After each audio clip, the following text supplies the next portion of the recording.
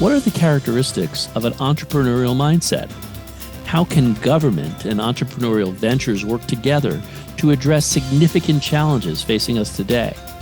What does a thriving venture meets mission ecosystem look like? And what is the future of government venture arrangements? I'll explore these questions and so much more with Arun Gupta, co-author of Venture Meets Mission, Aligning People, Purpose, and Profit to Innovate and Transform Society. Your book does a wonderful job of identifying, I think it was like 5 fundamental shifts. And I was hoping you could kind of identify those for us and why, because they are here, it's a pivotal time for us to forge the new form of government-private sector partnerships, what you folks term venture meets mission. What are some of these things you're seeing? Yeah, so when you look at some of the shifts, and this kind of gets to the why now question, right? Right, because someone could read this and go like, well, why wouldn't we have done this 10 years ago? It's so obvious, right? A lot of this isn't that the ideas are new. I just think the external conditions are now there to enable some of these ideas to actually take shape. So what are some of those external conditions? Which is what we talk about. The first is look, you look at technology and business model innovations that we're seeing that enable societal progress in a way that wasn't there 10 years ago. What does that mean? Things like cloud computing, things like AI, things like mobile, cut across not only the tech sector, but they transform how you do things like logistics, how you do health research, bio research, how you kind of develop vaccines. And so a lot of this what it's done is it's brought down the cost of experimentation and innovation to a level by which, these can start to change the way we think about common things in our daily lives. You think about, some of the things that are happening now, even in the agro space with, microsats or a lot of the development that's happening, on the climate front. A lot of the innovations that we have that are foundational today are enabling that. The second is, we're targeting, social outcome, and resource deployment has become a characteristic of, contemporary business environments. And what do I mean by that? We're just seeing an inordinate amount of capital starting to flow into social and sustainable business as investors, right? And why you're starting to see that, it's not only philanthropy dollars. You're starting to see it because people are are seeing that they can make money doing this, right? There's a reason that there's a lot of money going into space today. Not only is it a large emerging sector, but people look at a company like SpaceX and go, as a for-profit entity, I could drive real financial return while also solving national security problems, for the country. Likewise, in what you see with the number of investments going in the climate tech world, what we see going on right now in healthcare and health tech. So what you're starting to see is, capital flow, as it does very efficiently, into where you can drive returns. And you're starting to see those returns not being an either or, but a fully integrated kind of mission form of mission-oriented capitalism out there. Third, look, we're observing an emerging narrative of purposeful venture successes that highlight the role of government. And what I mean by that is that, while these entrepreneurs are creating big and meaningful companies, we're also needing to recognize that, government's playing a role in that, right? Like, again, going back to SpaceX, going back to a company like Moderna, government played an important role. A lot of the funding for SpaceX came from the government. That's an important story that doesn't get often told or realized by many folks. With something like what we saw with Moderna, I mean, the government putting out there that if you could get an FDA approved vaccine, we will go purchase X amount out there, enables the private sector to kind of coalesce around optimizing its resources with capital, human talent around doing that. Which is what you saw happen. And so there's a role that government can play, and there are models of success that we're seeing of how government is collaborating with ventures. And that's what we try to do in the book, is highlight some of those examples and tell those stories, because I think the negative stories are what get told, but the positive ones get overlooked. Look, I think fourth, we also feel that you can't overlook the geopolitical events that are taking place. The implications of the Russian invasion of Ukraine. That's its impact on the ideals of democratic society. I think the perception of national security has changed, right? In how one thinks about this. A resurgence of look, this is about really protecting democracy at the end of the day, right? If you're working with an innovative drone company or you're working with an innovative geosat company, many of those are the ones that are actually, collaborating with folks in Ukraine right now, right? And are part of that geopolitical battle. And so, I think we're seeing that we're in a much more integrated techno geopolitical world, and digital and economic networks have transformed the topology of how we, combat our adversaries. That leads, to the final point really is that, as these rivalries kind of accelerate, as we see with great power competition, the techno-economic competition among nations is only accelerating. And, it's both for national security and economic security. I think we're at the early stages of a great power technology race, waged between democracies and autocracies. And this is a kind of a generational call to action to really look at how can we harness and unleash what are the superpowers of American ingenuity to defend and promote our democratic values. So I think that's how we kind of frame the why now, right? Some of it is technological innovation, some of it is social of where we are today. Some of it is, hey, we finally have success stories that people can see from a capital side. And then look, you look at the geopolitical landscape of not only events that are happening right now, but then the larger kind of great power competition race that we're in.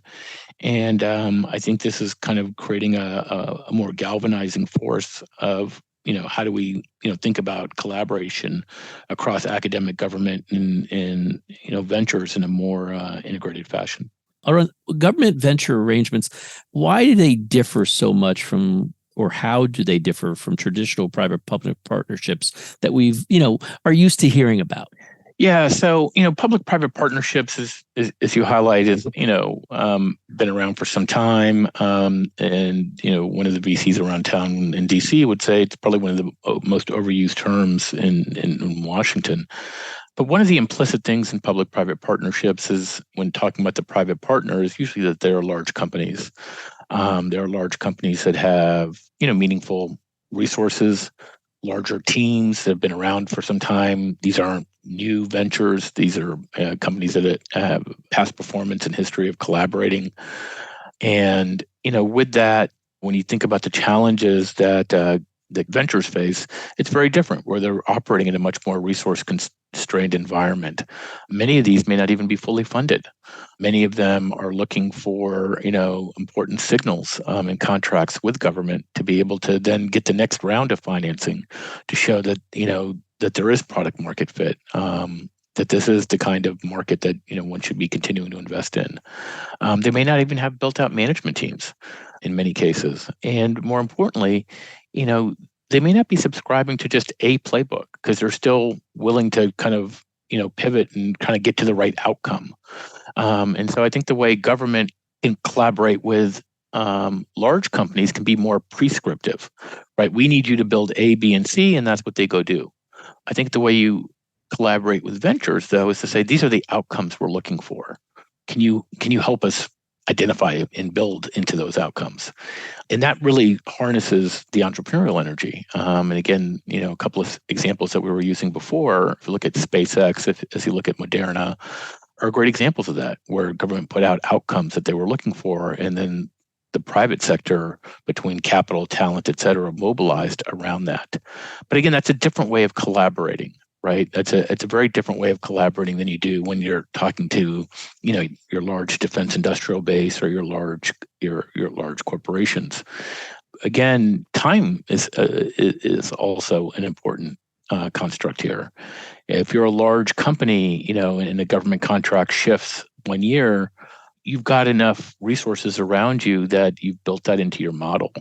When you're a new venture and you're starting to scale up with the expectation that you may be winning in a contract, and then that shifts out a year, that could put you in a very precarious situation. And for government to understand that, like the rolling 6 months, we'll get back to you on procurement, could be the death knell for a venture. Whereas with a large company, they just kind of continue to move along. So it's these nuances that we try to highlight in the book and try to propose, a new way of thinking about how government venture arrangements can be structured and take some of this into account. We believe it's possible. We believe we're doing it. We try to highlight examples of where it's being done. But then the question is, how do we make this the norm?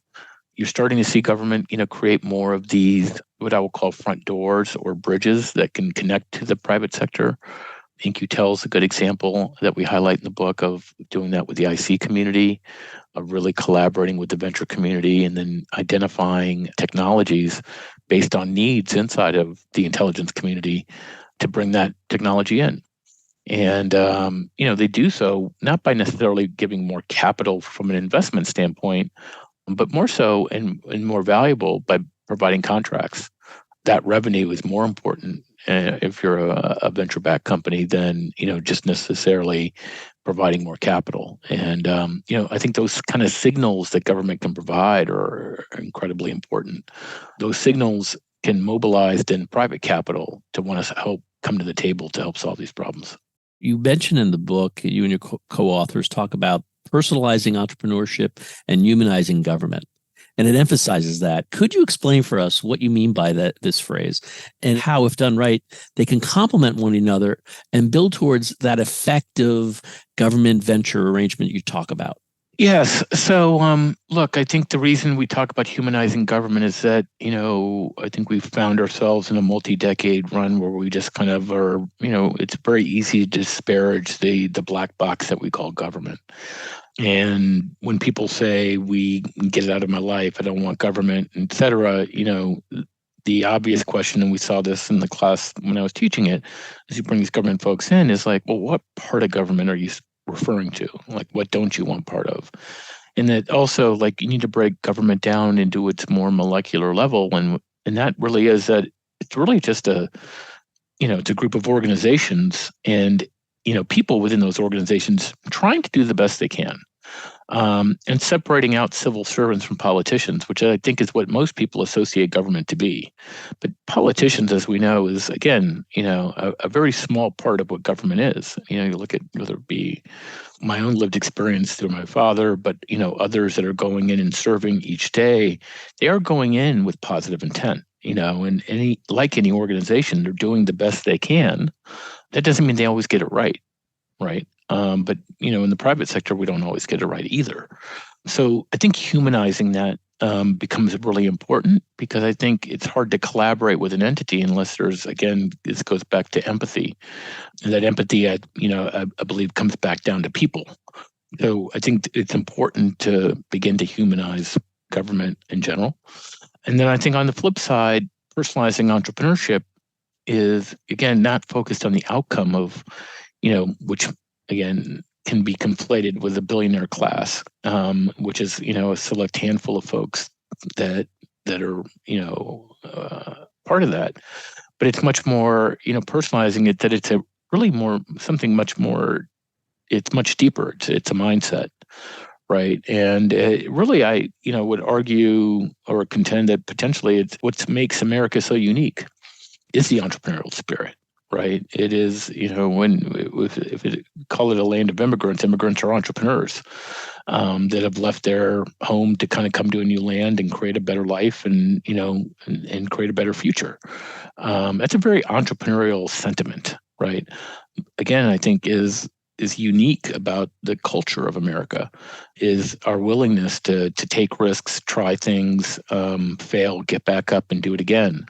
and forgive, right? If someone fails, we don't just say, all right, you're out, next person, and it is what makes the Valley special. Like, you could have tried a company, it may not have worked, but you come back and try another one, you'll still get funding potentially if you have a good idea and you share what the learnings are that you learned from the first company. That's what we need to double down on as a country, is how do we bring those people back into the fold of collaborating with government to solve these big problems. And again, any for-profit way, and that it's okay to be, solving these problems in a for-profit way. Because again, I think that's the power of, the spirit of our democracy here in the U.S. What does a thriving venture meets mission ecosystem look like? And what does the future of government venture arrangements look like? Yeah. So, look, I think a thriving, mission venture arrangement, I think we're at the early stages of it starting to happen. What it entails is emerging sectors that are really attractive, that are going to be not only disrupted, but also have heavy change, which lends itself to this kind of innovation and venture. And we're seeing that right now. You look at climate, you look at cyber, you look at what's happening in space, you look at what's happening in energy, you look at what's happening in health. Dramatic disruption, right? So it lends itself to venture. Then you need, proof points of companies that have been created that can show that you can do both, right? Create these kind of companies, and do it in a profitable way. And we're seeing that now, with again, SpaceX's and Ginkgo Bioworks and Moderna and a slew of companies that have done really well in this space. With that then comes more capital. When you see, when people in the venture world see this kind of capital, kind of success, more money flows into it. And as more money flows in, better entrepreneurs come in, because they know this is a place that I can go do both.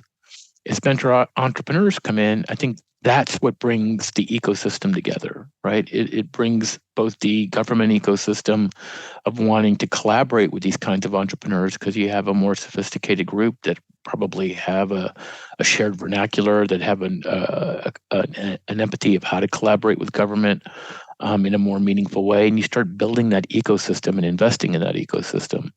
And as you invest in that ecosystem, you get more success. And look, that's the virtuous cycle that we close the book with, of why we are optimistic around where we are as a country right now, is that I think we're at the early stages of this happening, right? And, I think the other piece that we're seeing, Michael, is that, look, there's a generational tipping point starting to happen in government, right? Like, the people that are making these decisions are starting to be, of the digital generation. And you can see a different way of thinking and a different way of wanting to collaborate. I'll use Jen Easterly at CISA. This idea that people need to come into government and stay there forever is, one that I think is somewhat outdated for this generation. Her point is, hey, look, I want people coming here for 2 or 3 years and then go back out to the big tech firms or some other tech company, because I want you to be forward deployed CISA folks, because that's how we rebuild trust, right? Then we'll have folks that know how to collaborate with government in this capacity. And, I riff sometimes, about how, government sells careers, but students are buying experiences, right? Government sells jobs, but students are buying mission. You can take the same opportunity, but if you break it down into kind of a 2 or 3 year mission-oriented venture, opportunity, I think the demand for that, there's no ceiling for it. Students want that. Young professionals want that. Frankly, older professionals want that. We're seeing a high degree of interest from, second career folks, people that have had a great first career in the private sector and maybe sold their company or, done really well, but now want to, put their talents around something that's more mission driven. We don't have good on-ramps for that right now. But that's the vibrant ecosystem I think that we can create. And look, all the pieces are there right now. But it's why we at Noble Reach think about that as what we're trying to do is, help modernize that infrastructure to connect these pieces together. To us, this isn't about creating demand, it's about building the infrastructure. to harness that demand. This has been the Business of Government Hour, a conversation with Arun Gupta, co-author of Venture Meets Mission, Aligning People, Purpose, and Profit to Innovate and Transform Society. Be sure to join us next time for another informative, insightful, and in-depth conversation on improving government leadership and its effectiveness. Until then, subscribe, download, and listen to the entire interview at iTunes, Spotify, Audible, or on your favorite podcast app, and as always at businessofgovernment.org.